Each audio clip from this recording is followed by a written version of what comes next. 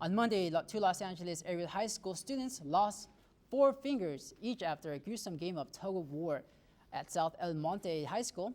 In a game involved 20 to 30 students during the high school Spirit Week activities. The injuries were sustained due to the rope snapping. The two were taken to USC Medical Center where they were treated for the injuries. Reports didn't confirm whether or not the students' fingers were reattached.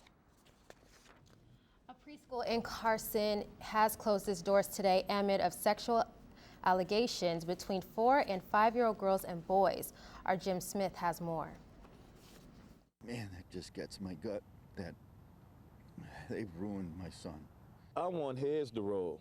These are the feelings of Richard McCarthy and another parent choosing not to be shown on camera as they express their outrage over the allegations of sexual misconduct at the First Lutheran Church preschool in Carson, California. The preschool has been under investigation for the last few months by the California Department of Social Services. The department recently cited the preschool for numerous incidents of sexual contact, inappropriate touching between children, and lack of supervision.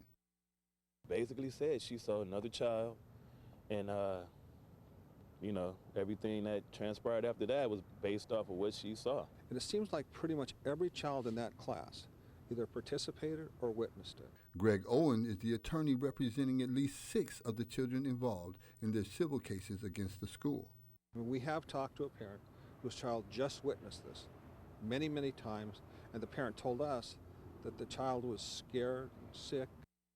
The preschool's doors will be closed and many lawsuits are pending, but recovery for these children has just begun. 4 years old, his life hasn't even begun. It's crazy. This is Jim Smith for Newscene. According to the church's pastor, the recent resignation of the school's director was for personal reasons. It had nothing to do with the scandal. The Los Angeles Catholic Diocese is considering a $200 million fundraising campaign to pay off debt. The diocese had to borrow $160 million to make payments to victims of sexual abuse by the clergy. In 2007, diocese agreed to pay $660 million to more than 500 victims. The Boy Scouts of America have decided to wait until May to vote on whether to ease its policy excluding gays as scouts and adult leaders.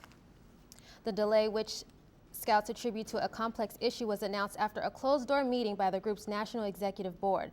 The board has also proposed to ease the long-standing ban on gays by allowing sponsors of local troops to decide for themselves on gay membership. Said to us and to other religious leaders is, we're doing this under pressure and we're going to give people basically what amounts to a local option. We believe that this is going to be, if they make this decision, it's going to be a catastrophe for the Boy Scouts. If the policy passes and individual troops and councils can decide, it's of course a great first step, and we would be appreciative of that step and that acknowledgement. However, it will mean that there is more work to be done. Some parents have threatened to leave the Boy Scouts if the organization allows openly gay members. And Hispanics are about to become the majority ethnic group in the state of California. State Democrats say the Hispanic population will equal that of the white population within 6 months and will continue to exceed that number until next year. By 2020, the Democrats say that the Hispanics will be around 40% of California's population, while the white population will make less than 35%. And let's get over to sports with Mario Moran as he tells us what's coming up. So Mario, what's going on? Super Bowl just happened.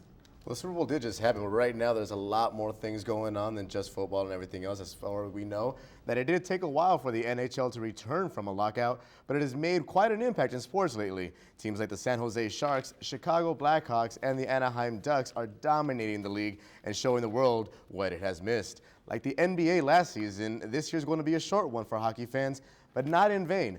The Los Angeles Kings are remaining champs and look to keep it that way, but they certainly have some competition coming up. And for all you baseball fans out there who love the crack of the bat and the smell of the grass, head down to the Padres Fan Fest on Saturday at 10 a.m. and come see your favorite players. You'll be able to see guys like Chase Headley, Carlos Quentin, and Will Venable signing hats, bats, and way much more. Go to Padres.com/FanFest and come on down to root for your San Diego Padres.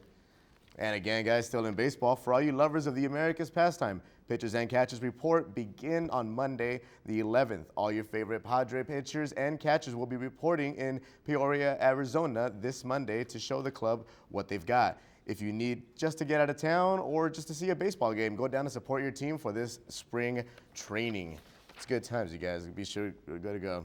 And, well, the NBA season is just about halfway through, and you know what that means, All-Star Week. The East meets the West in the annual game of superstars that promises to be better than the past games. Kobe Bryant is the captain of the West, while the reigning MVP leads the East.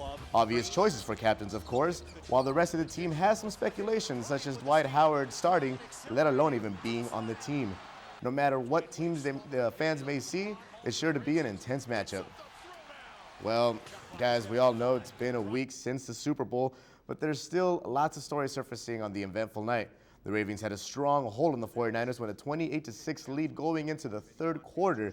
But then, of course, there was this strange blackout. No one knows what happened. As surprised it was the fans, most everybody in the city was surprised. The Ravens were on top, and the 49ers were able to come back with a great touchdown from Michael Crabtree to go inside. As you know, the score kept on going back and forth. We had the infamous, the infamous right here, 4th down conversion. Going to take note on that. And the offensive line did happen to struggle with this turnover on downs, with the loss of happens to have a lot of controversy with quite a hold, as we can see. Now, no one knows, but this will live in infamy, kind of like the Green Bay versus Seattle game that ended in a touchdown or interception or touchdown. You know what? I don't even know anymore. This was one crazy week in football, and by far one of the most memorable games for fans young and old alike. Now, guys, speaking of championships, there is some crazy stuff right now. Mexico just won the World Classic Game of Caribe, and they are now the champions, defeating the favorite Dominican Republic. It's pretty intense stuff, if you ask me. Yeah, sounds pretty amazing. Pretty amazing. Hopefully they'll win the World Baseball Classic that's coming That's up, just right? another one coming up, too. Way more championships to be won. Awesome. We'll be right back. Cotton balls.